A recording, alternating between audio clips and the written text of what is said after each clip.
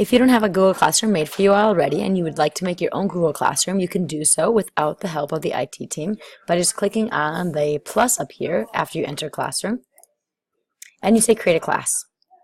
The way that we are creating classes is just with the course name. So let's say this is Links Choir, and then the year. So it's 1819.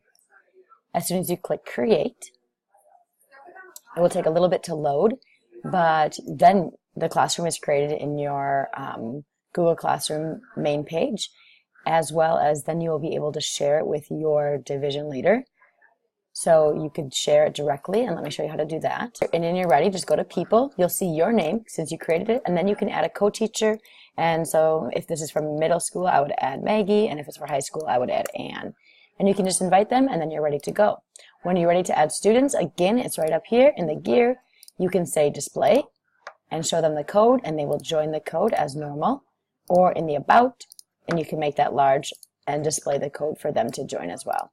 And remember, when students go in to join a class, they simply click on the plus and say Join Class and add the code that you gave them. So you can create Google Classrooms totally independently. Feel free and go ahead.